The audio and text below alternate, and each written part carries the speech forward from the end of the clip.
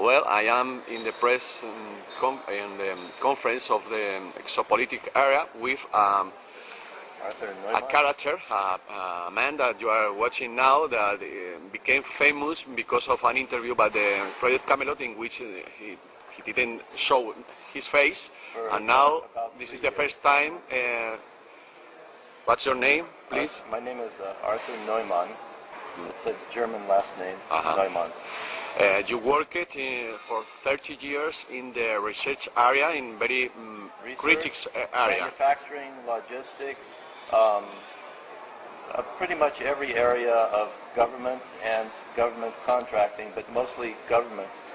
I've held top secret Q clearance for at Livermore Labs, Lawrence Livermore Labs. I've held secret clearances in aerospace, and I've held top secret clearances with certain extensions up until around 2004. Working at other agencies, with other agencies. Can you say which is your specialty? My specialty is a very general, with a wide spectrum of technologies, and also coordination, project management, program management, not only with the Department of Defense, working with all the military forces, but also working with other countries' military as well. For instance, do you know anything about the psychotronic weapons, the electromagnetic weapons? Yeah, pulsed electronic weapons in general, yes. I've known of their existence and the research that's been done. I've been aware of it. The inside with the research of weapons, of course, since the middle 1970s. Can you tell us which kind of weapons they have developed and which are the uses of these weapons? There's so many weapons. Yeah. There was a microwave bomb, the neutron bomb, of course, particle beam acceleration type bombs, so particle beam weapons. Then many different projects along those lines. Then sound weapons using highly focused, directed sounds. So can you confirm us that this government has weapons in order to harass people, special people, critical people, in order to make them stressed and even make illness? Oh, definitely. Yeah? Definitely, yes. There's many different technologies that are being used constantly, even in the cities, and as well as just for specific targets as well. So. This black helicopter that many researchers told us about that is ruling above their homes. Can you confirm that could be used in this area? I don't know who's what are you talking about? There are several people, researchers. For many years, black helicopters. Yes. Some of them are black helicopters, and some of them look like helicopters, but they're not helicopters. So what are they? They're just. I don't know the details on those helicopters. I just know that some of them are just. What do you call it? Kind of cloaked to look like helicopters, but that was years ago, so I don't know what's happening. What's that in fact? Surveillance. Surveillance. Okay. So. Surveillance and maybe possibly some abduction type work, but not by aliens. So you, the scientists that worked in these classified programs, are you conscious of the people who work with you? Are you conscious that you are working for the bad people, or you just do their job and you forget the use of this work they are going to do? There are good people working and there are bad people working inside, and there are people who have families that they want to take care of, and so they're trapped in the job because otherwise they have no job. And it's always a battle internally for some people as to whether to resign and have no job or continue And then there's a lot of discussion about that. My intention from the very beginning has been, from the beginning when I was a child, has been to go inside and then learn and then move on and go inside again and learn and move on to another position in different places. So I've never been in one place. The maximum time I've worked for one place was maybe at most 3 or 4 years. 4 years. And then I moved to another job. But I didn't apply for most of these jobs. I never applied or looked for the job. They just telephoned me at random and find me. So, can you describe as the way it works, this mechanism of classifying? I mean, you work in Los Alamos on Livermore, so that can you describe us, people who doesn't know anything, how these laboratories works, the way they classify the special information? How they decide what to classify? Yeah, no, I mean, you are in the kitchen, in the living room with all the scientists. You know what the other ones knows, or you only know a couple of the things? Well, you know what I mean? Yeah, for many jobs, almost many jobs, it's always compartments. That's it. Because yeah, that's what you focus on. So you have no need to know what's happening somewhere else. You're focused in a certain area. But as time progressed, my compartments expanded with more compartments until the last job I had, there was no compartments at all that I was aware of because of the nature of the work. I was like on a team where I had to, what we call customers, and the customers included NSA and the other 3-letter agencies and 4-letter agencies from different countries, plus other customers that don't have any names. That I don't know them by name, I just meet with them. So no compartmentalization was necessary because of what the work I was volunteered for, to work as a small team to kind of to filter the information between these different organizations. Can you explain to us the goal of this project in particular? That project in particular, the goal was, it was multiple goals, but it was to try and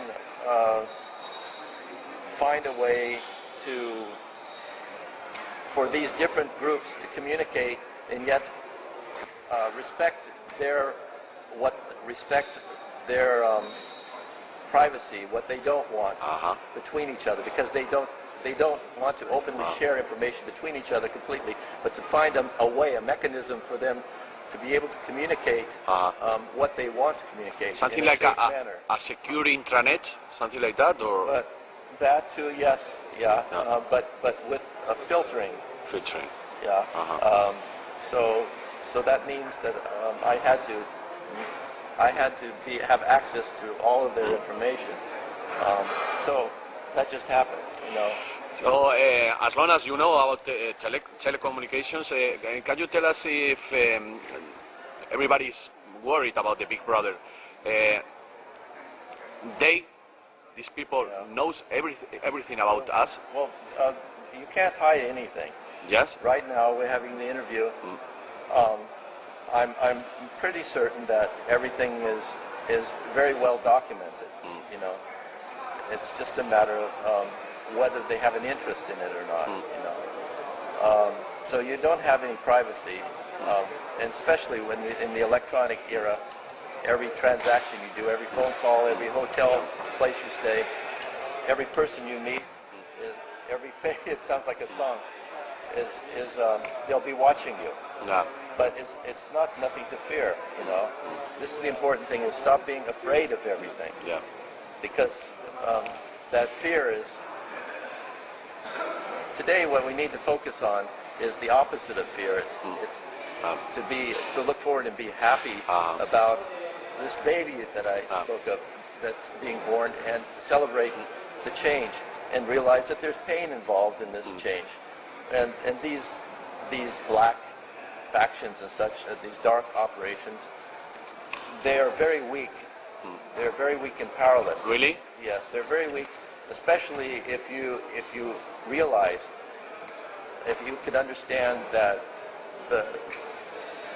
that we're living in a galaxy full of worlds and people like you and me, basically, that have gone through the same experience as the people here on Earth, the same experience long ago, and it's a continuing thing, and they already know what's going to happen, but they're watching this change happen now, and they're supporting it and helping gently and quietly behind scenes. And if you are aware of that, then you don't have anything to be afraid of. Why are you so sure of that? Because I've met so many of these people. Tell us.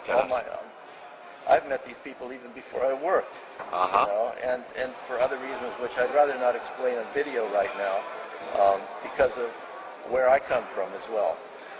Where do you come from?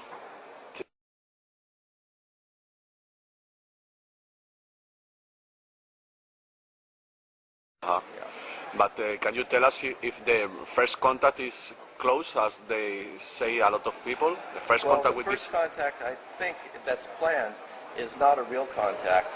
The plan is a fictitious threat. But this fictitious threat, if you see UFOs and they're mechanical or such, the highest probability is that, especially if they look like a threat or an enemy, just realize that's only temporary, and they're not from another place, another planet. They are created enemy as part of the government operations. So you confirm the secret government has these tools, they have the technology and tools for a long time. Yeah. But I mentioned the report from Iron Mountain, which many people say is just science fiction. It's not science fiction, because that material, the same material, was handed to me in a meeting in Tucson, Arizona in the 1980s. Directly? Yeah, directly in a meeting, yes. A government meeting that I went to. You read and it. It was a surprise to me, because I didn't know what the nature of the meeting was. But we were flown to Tucson, Arizona, and stayed at a hotel room. And then we got together, and at the end of the first meeting, they handed out the report from Iron Mountain, but not in book form, but in paper format. And that's where I first learned of the plans from the Rand Corporation. You are one of the first persons I know that confirms the Iron Mountain inform. It is. I don't have the paperwork anymore, but it was almost. Close, or almost exactly the same thing as in the book that's now in print again. So for you, the swine flu epidemic is just part of this plan? I can't say epidemics are natural things. They're natural epidemics, of course, you know. But in my opinion, the swine flu is, in this case, this is a dangerous thing, but it's my opinion only. My preparation is to take vitamin D3, letter D3. What's that? What's that? A vitamin. Vitamin. Okay. Vitamin D3, 2,000 IU, 2,000 international units every day, or 5,000. The sun, for certain reasons, the sun converts in your skin, when it hits your skin, into vitamin D3, but because of the nature of the sun now and other factors, that won't work in this case. But for grippe, you call it grippe, or a flu, any kind of flu, vitamin D3 will reduce your chances greatly of getting any kind of flu. Okay, so I recommend that as a supplement for other reasons too that have nothing to do with flu. And the vaccine, do you recommend to I will people not to take put the vaccine, and I told my family members not to as well. I told them 3 years ago not to do this. On the Project Camelot site, there's some documentation, I believe, that was from long ago that I talked about the flu, and this was before anything came in the news. So I knew this in advance. You know that the American people, they are telling, there are some information, some gossips saying that the government is going to make it obligatory. Making obligatory to the people to put it, you know? Yeah, this of course is the plan, is to make it obligatory with heavy penalties and fines, you know. But I still won't take it. I will not take the vaccine, especially if it's forced, and I don't take flu vaccines anyway. Do you think that the secret government has already contact with other extraterrestrial beings, such as the Zeta Reticulian reptilians, on this kind of stuff? I don't. When people talk about a secret government, first of all, I'd like to mention that the governments, like when we talk about the level of the president or the royal family or such, they don't have access to this information or knowledge, as far as I know. And this is what, this is what my experience has been, is they only can go through certain levels of security, and then the rest for touring, you know, for this is what we have, you know, and this and that. But so they're not aware of the what's happening off-world, you know. Yeah. They have no communication with these people. So when you ask about secret government, I need to know what you mean by secret government. Who has the power?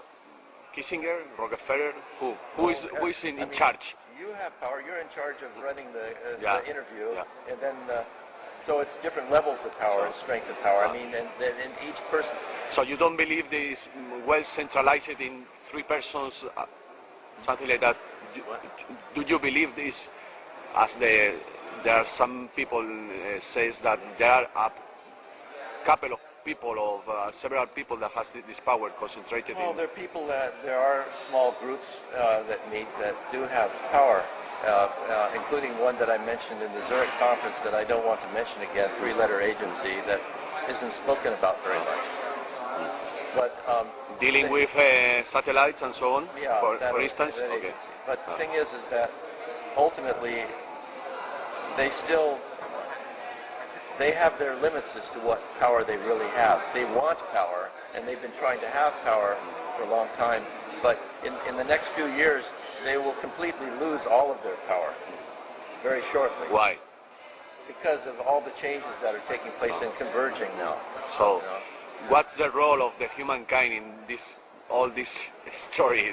This is something like governments and people like here in the Disclosure Project in a higher level position, but we, the people, what can we do in this story? The best thing is very simple. If you have different belief systems, different religions, you need to open up your heart and realize that we're all here together and respect each other's beliefs as best as possible. Understand that we share a common ancestry, not just here, but our whole galaxy. Yeah. Our galaxy, we have a common galactic consciousness. It's the galaxy, not the universe, but the galaxy. But right now we need to just focus on what happens here on the planet and help each other and stop fighting over my God and your God, you know. It doesn't make any difference, you know? But do you think some pressure in the streets by the people, but the common people, could be a pressure to the government in order to disclose the information? If you want to do something, do it in a non-violent way. Yeah, of course. If you have anger, that will just it will support the agendas of the people who are trying to have power over you. But this is a very temporary thing. All this fighting and all this suppression is temporary, and even if you don't do anything outwardly, the change will still take place. The birth of the new world, not the new world order like Bush, but the new world will still happen very shortly, and you should feel this and be aware of this. 2 short questions just to finish. First one, can you tell us secret technologies that make free ourselves when the secret government fall? Well, there are technologies, of course, using the Casimir effect or the zero-point energy. That's a definite. I pointed it out in Zurich. It's a definite, and this is not even classified information. It's just you need to know where to go to see it. I'm talking about in government. It's not even classified, and neither is gravity shielding, which is similar to anti-gravity, but it's shielding. You take a material and you put it here, something above it, and it lessens it shields the gravitational force. This technology exists, and there are places you can go. You can go to xxx, LANL.gov, Los Alamos National Labs.gov. Go to that website, xxx.la, and then do a little search. Dig through their archives, their physics archives. So we can have flying saucers in a short period of time. Yeah, it. You can have that. The thing is that we need to balance all this technology that is available or can become public. We need to first work on the spiritual and the sociological problems. But where are the plans, the maps to do it, these flying sources? Do you think it's going to be released such as open source software? Could be a Linux way of creating flying saucers? It's going to be released from many different sources. Yeah. Just from people probably in here in the conference even today. There are people who are working on these. Really? As businesses that are coming forward. Businesses? Yeah, as their own new businesses. Okay. And so it's slowly coming. Brian O'Leary, for instance, is in this field. Brian O'Leary, yes, friend. He's in this business. Well, I don't know what he's doing with the machines or anything, but as far as zero-point energy technology in its best form, I could describe it as you can have just a small little box that looks like this, and direct conversion into electrical energy or whatever you want. And there's no moving parts, no mechanical spinning magnets or anything like that. It's so simple that it looks like magic. Yeah. And you just do that, and you can power with the correct wiring. But what's the key of the zero-point energy? What's the key to create it?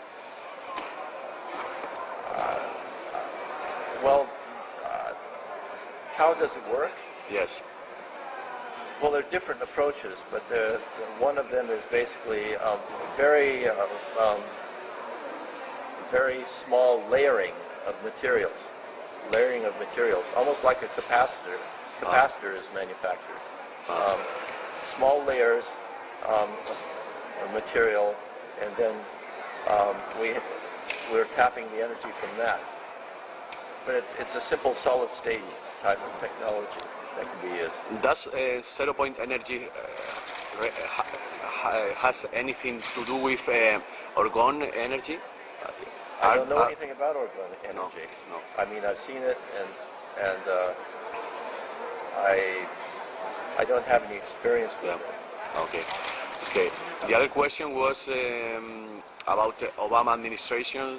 Do you expect anything positive about these issues we are commenting about the?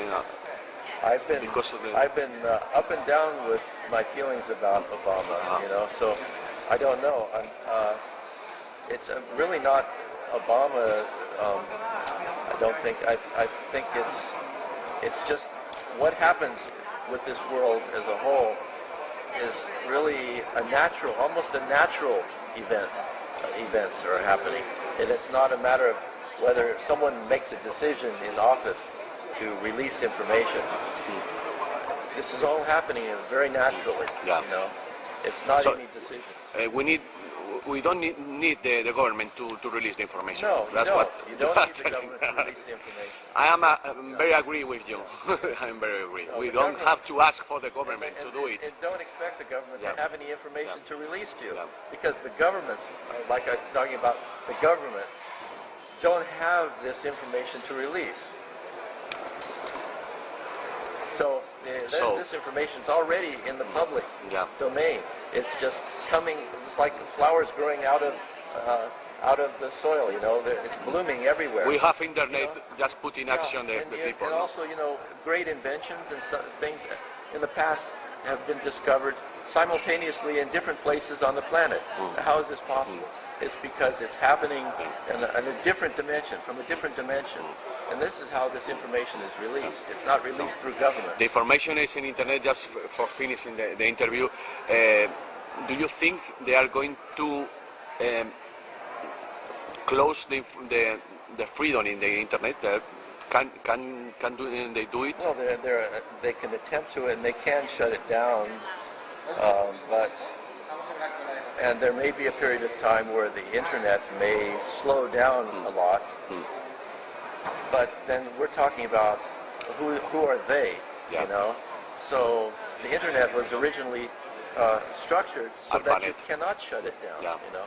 But it may slow down, that's all. Slow down to a crawl.